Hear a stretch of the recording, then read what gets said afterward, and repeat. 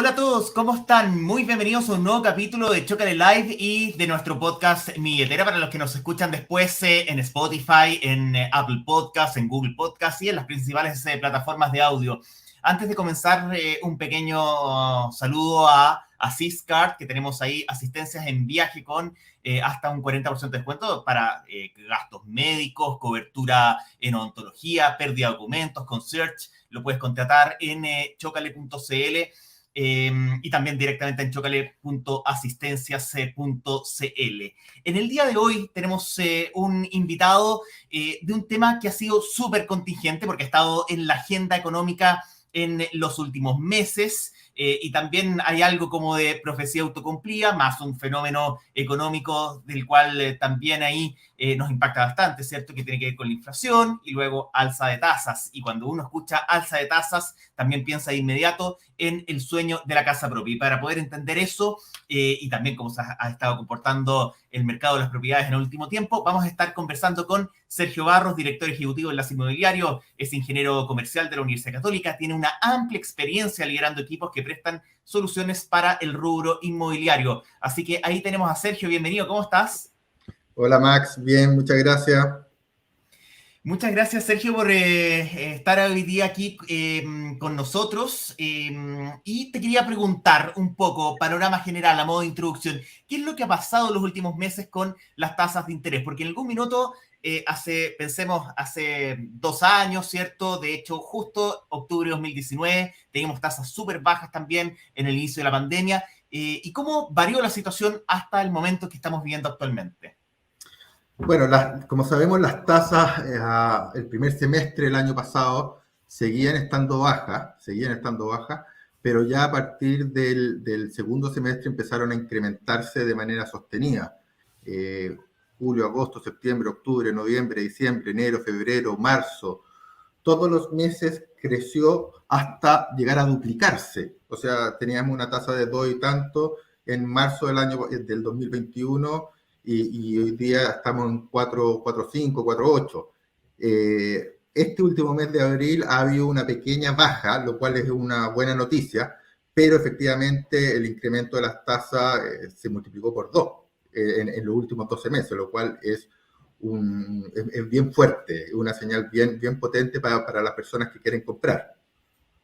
Y Sergio, para poder entenderlo en el impacto al bolsillo de las personas, no sé si hay algún ejemplo de referencia que uno diga, bueno, con una tasa de un 2%, el dividendo te puede salir X y con una tasa sobre el 4 te puede salir a lo mejor mucho más. ¿Cuánto influye, digamos, la tasa? ¿Cuánto es el impacto? Porque obviamente aquí confluyen un montón de cosas, plazo, pie, la tasa de interés, ¿cierto? ¿Cuánto afecta al bolsillo de las personas una alza de tasas, digamos, como la que hemos visto en el último año? A ver, si uno mantiene constante los años y en el fondo y el banco, en el fondo con los costos asociados que tiene cada uno de los bancos, un aumento de 2 puntos de tasa te puede llevar un dividendo desde 500.000 pesos hasta 560.000 pesos fácilmente, ya que si te fijas es un alza superior al 10%, lo cual obviamente afecta a cualquier bolsillo. Aunque hay que mirar siempre en el contexto en general, o sea, lo que hay que mirar no es la tasa, sino el dividendo. Ya un banco me puede ofrecer una tasa de 4,8 y otro banco la tasa de 4,2, pero puede ser que el dividendo del banco que me está ofreciendo una tasa más alta sea más económico, por temas como los costos del seguro de gravamen y otras consideraciones. Especialmente pasa esto cuando uno compara, por ejemplo, tasas que te ofrecen las mutuarias. Una mutuaria normalmente ofrece una tasa más alta que una tasa de un banco, pero los dividendos son bien competitivos porque los costos asociados a los seguros son más bajos en las mutuarias. Perfecto. Y ahí, Sergio, Hace un par de semanas atrás, el Banco Estado lanzó una campaña hipotecario. No lo llamaron hipotecaso, pero todos hablamos del hipotecaso, que es una marca, digamos, que ellos ahí tienen hace mucho tiempo cuando lanzan estas ofertas. Y un poco ahí tu visión, porque es más baja que lo que está ofreciendo obviamente la industria por una parte, pero lo otro también, la experiencia tuya de tantos años en el gas inmobiliario, cuando se lanzan campañas de este tipo, se mueve un poquito hacia abajo el resto de la industria. ¿Cuál es la reacción de esa Ya. baja que hace Banco Estado en este caso? A ver, lo primero es decir que los bancos en general, en los últimos meses, han empezado a flexibilizar sus exigencias para entregar créditos. ¿Ya? Y eso es una señal bien importante. Bueno, la más evidente es que ya no son tan tajantes de decir yo presto plata solamente a 20 años. Se están abriendo cada vez más a 25 años o a pedir pies menores. Antes era el 20% sí o sí, ahora están pidiendo algunos el 15%, y siempre, si tu situación financiera es sana, te pueden dar un poquito más. Entonces, en ese sentido, es bien importante el hecho de este cambio que está mostrando la banca a la hora de evaluar. Hay una encuesta que se hace trimestralmente a los ejecutivos de los bancos preguntándoles si sienten que está más o menos restrictiva, y ha tendido a una declaración de que está un poquito más flexible. ¿Ya? Entonces, eso sumado a elementos como que haya bajado la tasa promedio este último mes, la tasa promedio, como te hablamos, bajó de 4,8, 4,5 aprox. Habla, a pesar de que el Banco Central sigue subiendo la tasa, habla de que los bancos están haciendo esfuerzos importantes para vender. O sea, hoy día los bancos están complicados, están con poca venta de crédito hipotecario, lo cual es reflejo de lo que pasó el segundo semestre del año pasado, donde la compra bajó muchísimo. Tú cuando compras una propiedad no la pagas al tiro, normalmente pasan 3, 4, 5, 6 meses, en promedio 6 meses, ponte tú, cuando estamos hablando de proyectos con entrega inmediata, próxima entrega, entrega futura. Hoy día se está viendo esa baja y los bancos están reaccionando. En ese sentido, la baja de tasa del Banco Estado es una señal súper consistente a lo que busca el mercado. Y lo que tú dices es real, es súper positivo porque todos los bancos deberían seguir esa tendencia, porque si no se quedan fuera de mercado. ¿Ya? Y por lo tanto, ese aspecto es muy relevante. Y Sergio, recién mencionabas lo de los requisitos, ¿cierto? Y ahí, obviamente, un poco lo que tiene que ver con el pie. Mencionaste que había posibilidad incluso de llegar a un 15% y no necesariamente un 20%. ¿Qué otro tipo de requisitos hoy día existen o están solicitando las entidades financieras, ¿cierto?, para la otorgación de créditos hipotecarios? ¿Están un poquito menos restrictivos, comentaste? ¿Cuáles son estos requisitos en general que las personas deberían tener en cuenta, ¿cierto?, al momento de hacer una solicitud de crédito? Ya te voy a preguntar más adelante también sobre el tema de las preaprobaciones, que es tremendamente interesante también. Sí, bueno, son varios los requisitos o las variables que analizan los bancos, pero variables importantes a considerar es que los bancos normalmente no prestan más del 25% de tu sueldo. O sea, si yo gano 1.000.000 de pesos, un banco no me va a prestar más de 250, un poquito más, quizás. ¿Ya? Eso es la primera cosa que hay que tener en consideración. Segundo, pensar que un banco no te va a prestar más de 50 veces tu sueldo.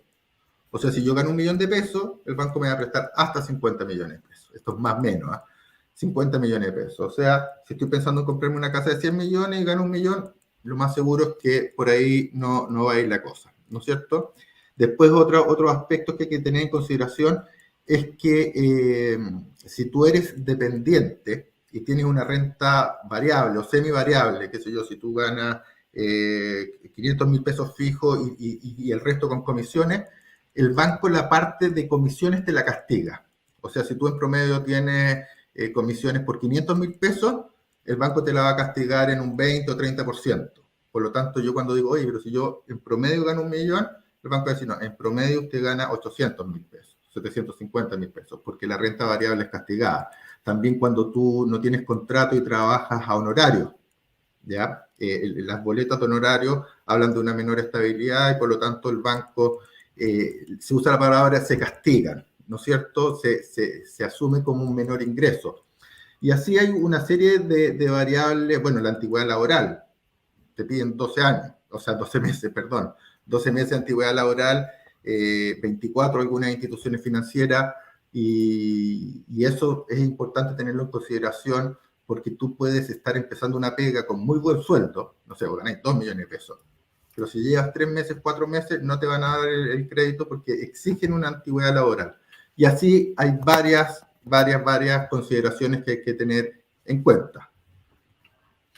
Y Sergio, respecto entonces también, finalmente lo que determina también un dividendo ahí, están los plazos, el pie, la tasa, ¿cierto? Esas vendrían siendo los principales elementos y yo me imagino que también dentro de lo que es una evaluación de un crédito hipotecario, también influye qué es lo que estás comprando finalmente. Eso también ahí el banco hace también una evaluación respecto a esto.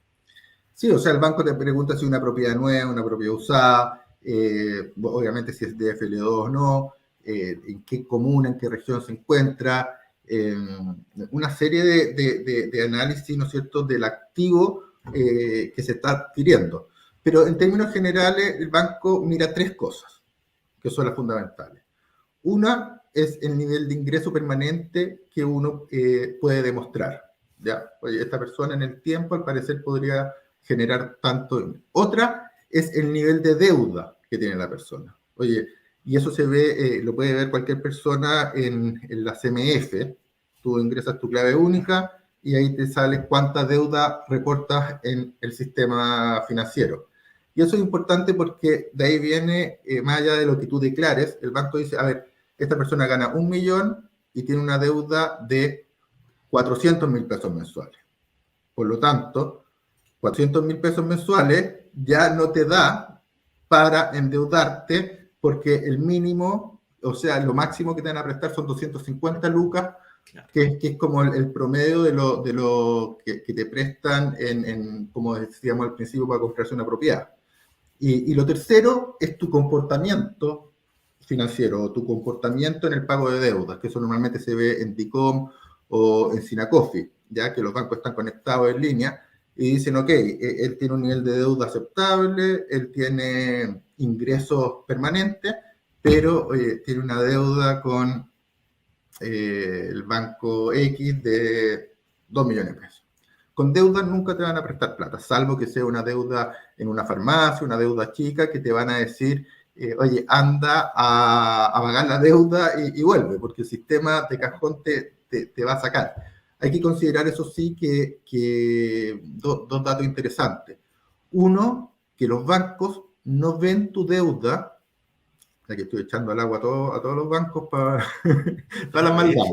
Los bancos no ven tu deuda que tienes con mutuaria, ¿ya? Ya. Entonces, mutuaria me refiero a Security Principal, a Visa Hipotecaria, a MedLife, ¿no es cierto? Que si tú tomas un crédito con ellos, esa deuda no aparece en el sistema financiero, ¿ya? Igual que ese fenómeno también pasa con algunas automotoras, ¿cierto?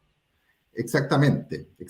Todo lo que es los préstamos no bancarios, por decirlo de alguna forma, no aparecen.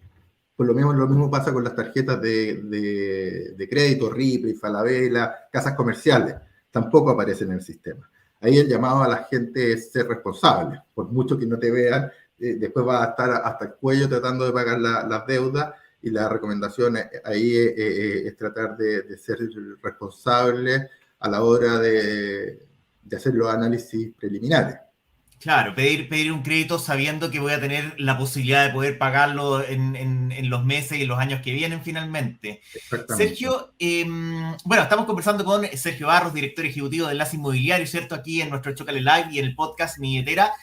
Sergio, cuando una persona hoy día está pensando en comprar, porque claro, está esta sensación medio instalada, ¿cierto? Que ahora se está como despejando un poco, pero fueron meses quizás donde las personas también se chantaron un poco, ¿cierto? Ha estado más lenta la venta de propiedades y eso también ha repercutido en que hoy día vemos que hay fila para poder arrendar. En Santiago la situación está bien compleja porque en algunos sitios, ¿cierto?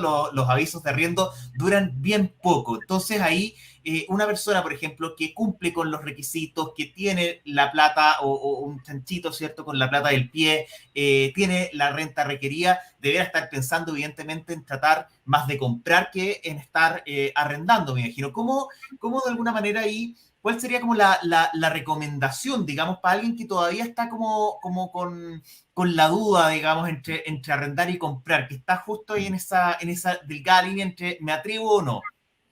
Bueno, la recomendación ahí es comprar, ¿ya? O sea, nosotros hicimos una encuesta hace un tiempo que preguntaba del total del universo cuántas personas habían decidido aplazar su compra y por qué razón.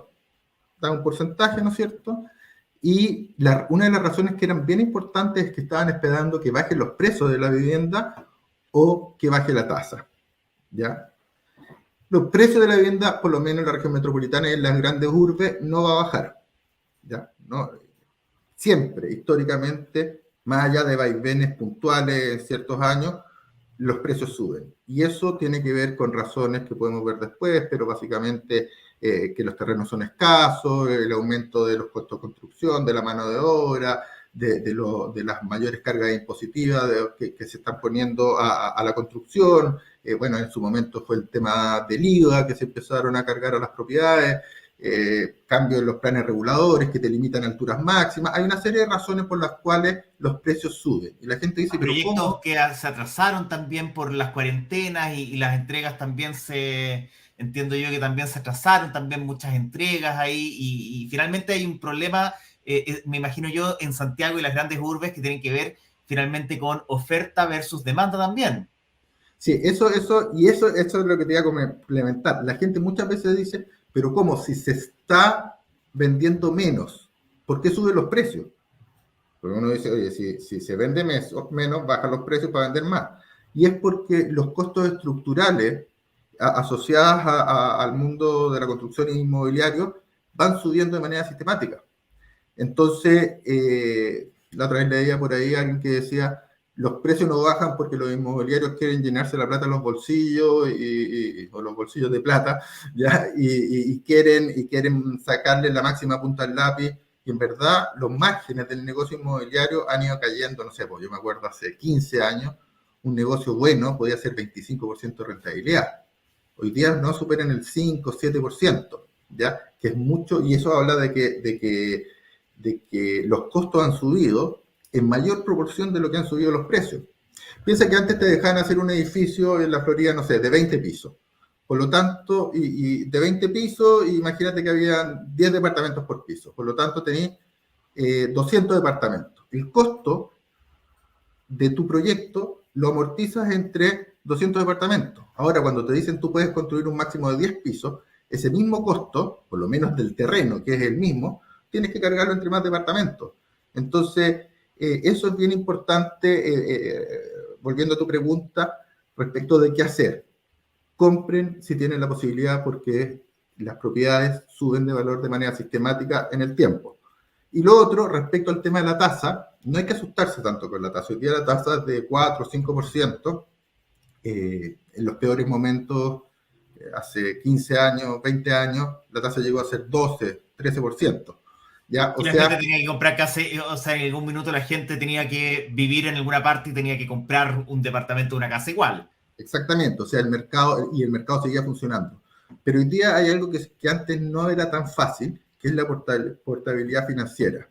O sea, si yo hoy día tengo un crédito de, no sé, por una tasa de 4,8%, que pago 500.000 pesos mensuales, si en 3 años más la tasa promedio es de 3%, yo puedo decir, oye, este banco me da mejores condiciones, lo cual te da la posibilidad a que tu banco te haga una mejor oferta y te renegocie, o bien simplemente de manera simple te cambias de banco, porque existen los mecanismos para poder hacerlo de manera simple, sin que te cobren grandes multas, y ya estás en otra situación.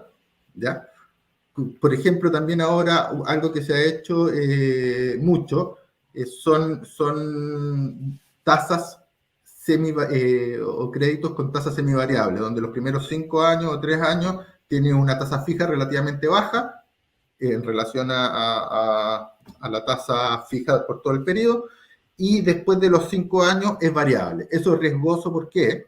Porque si en 5 años más está la embarrada en el país y la tasa de 12%, van a encontrar pagando 12%, ¿ya? Claro. Pero si es baja, tiene otras condiciones. Entonces, pero en 5 años te mantienes pagando una tasa que sabes que en cualquier momento te puedes cambiar si es que hay mejores condiciones, ¿ya? Y bueno, y las propiedades, especialmente cuando estamos hablando de propiedades de inversión, siempre se pueden vender, liquidar, y con la plusvalía que generas, ya tienes una ganancia. Oye, Sergio, ustedes en el enlace inmobiliario, una de las cosas que tienen, ¿cierto?, es la posibilidad de buscar propiedades, cotizarlas, ¿cierto?, y también solicitar preaprobaciones de crédito. ¿En qué consiste, digamos, este flujo, digamos, este viaje del usuario por la plataforma de ustedes? Voy a compartir pantalla aquí en vivo y en directo también para que nos puedas explicar un poco qué es lo que podemos hacer en el enlace inmobiliario. Sí. Mira, Enlace Inmobiliario es un portal, como lo estamos viendo, es un portal de propiedades, pero con una fuerte presencia de apoyo en lo que es el proceso de financiamiento, ¿ya? Y en fondo acá tú puedes buscar una propiedad, no sé, en la región metropolitana, en la Florida, un departamento de 2 dormitorios, haces los filtros y llegas a un listado de propiedades, ¿no es cierto?, que cumplen con esas características.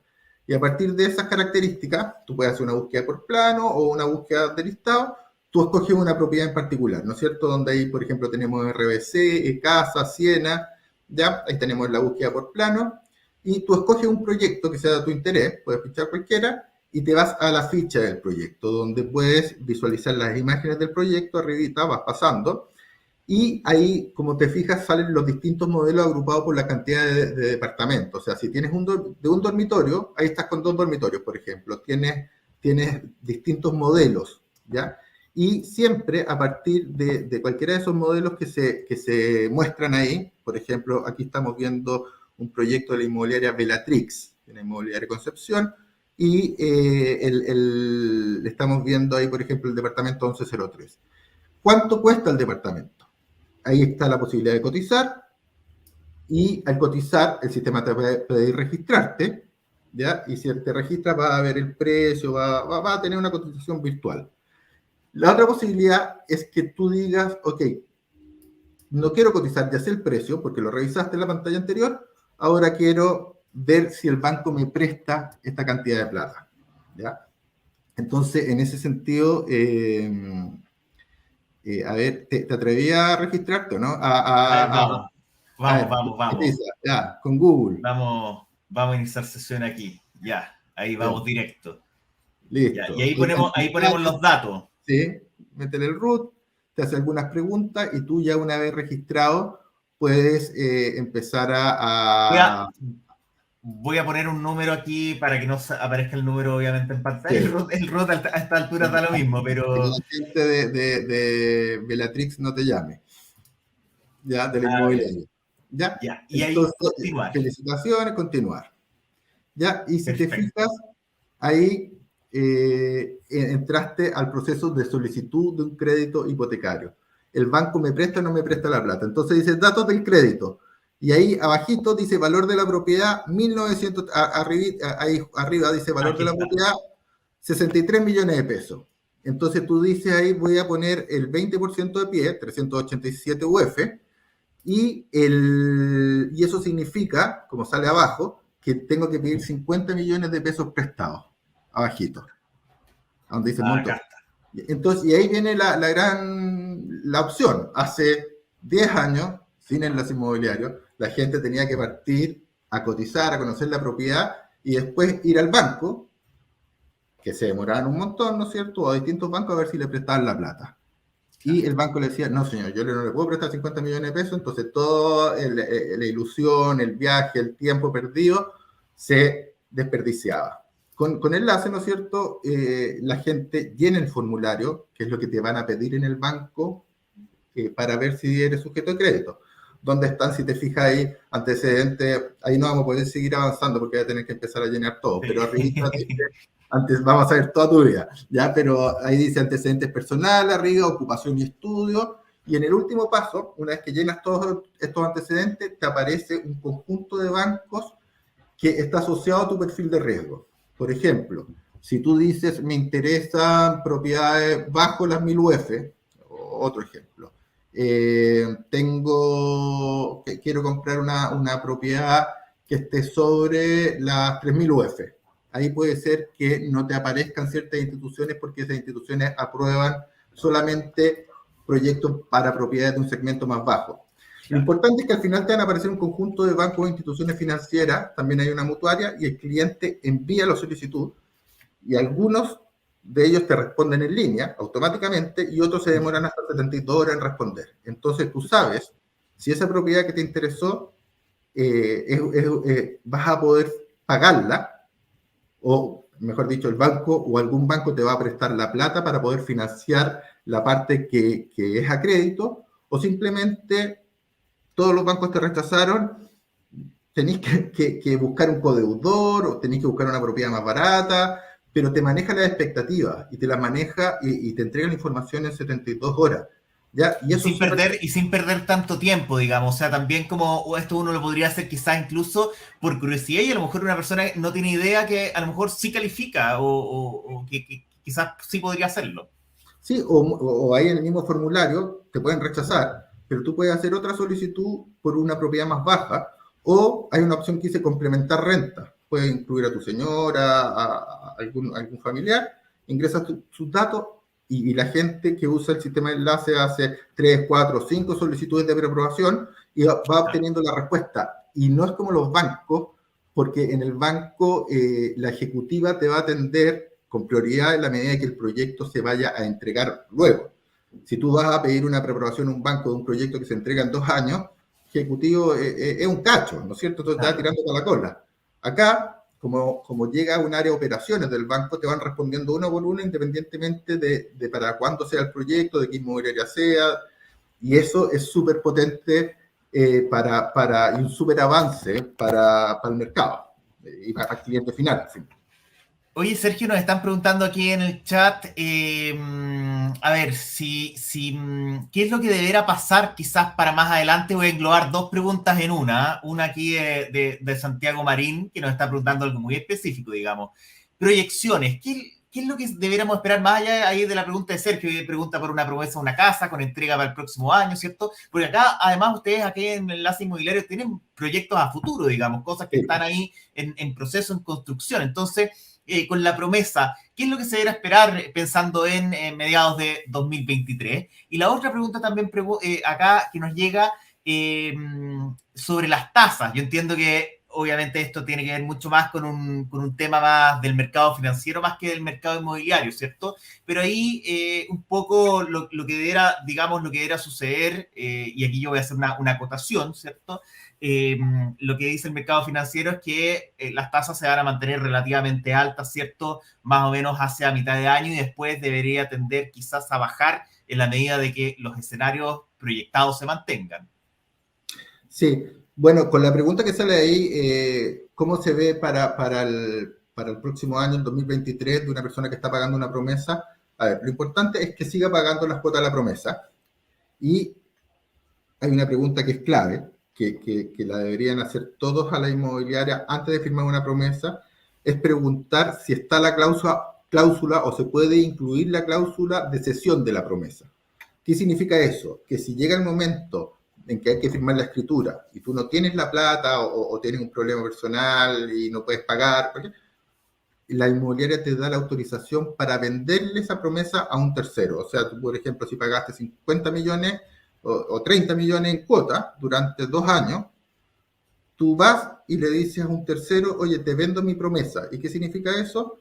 Que esa persona puede comprar la propiedad, y lo interesante para esa persona, y por qué no comprarle la inmobiliaria y sí aceptar la cesión de la promesa, es que estaría comprando a precio de hace 2 años. ¿Ya? Claro. Entonces eso te da una salida. ¿Ya? No todas las inmobiliarias lo hacen. Hay que preguntarlo, ¿no es cierto? Hay que preguntar, y se puede pedir, se puede si no pedir. viene, uno lo podría preguntar a ver Sí, si te lo permiten. sí. Pero es tan importante que te permite, yo creo que es un diferenciador entre la inmobiliaria, entre comprar acá o comprar allá, ¿ya? Porque es muy Claro, importante, especialmente con la incertidumbre que hay de futuro.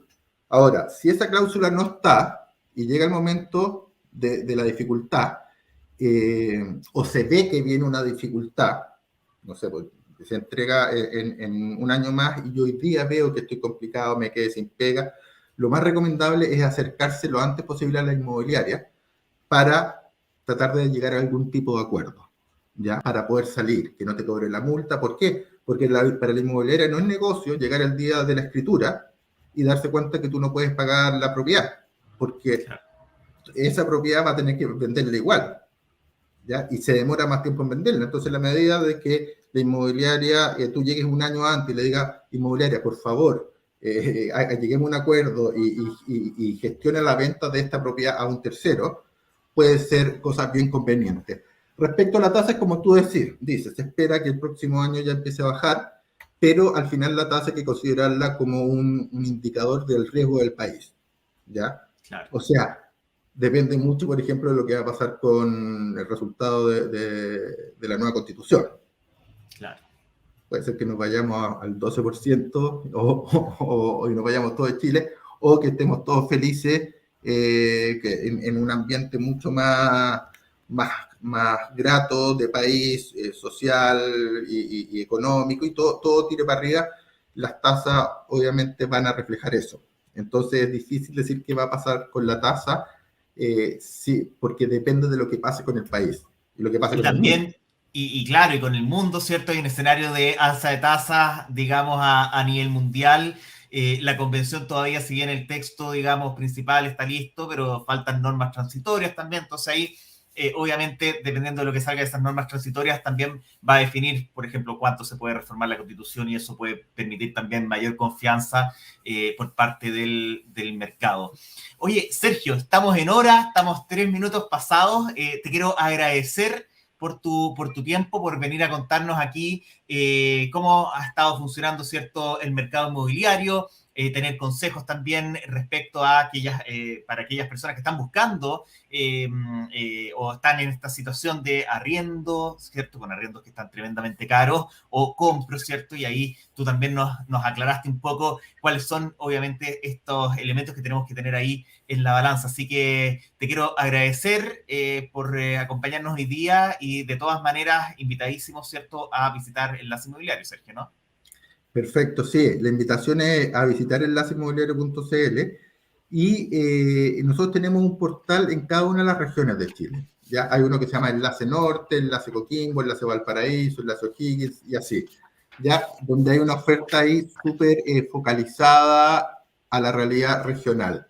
Ya nosotros tenemos especial énfasis en lo financiero y en lo regional, de manera de poder dar solución también a este tema o una ayuda en este tema a la gente de todo el país, no solamente a la de Santiago. Perfecto, Sergio. Bueno, muchísimas gracias. Nos estuvo acompañando hoy día Sergio Barros, director ejecutivo de Enlace Inmobiliario. Nosotros nos despedimos también. Nos dejamos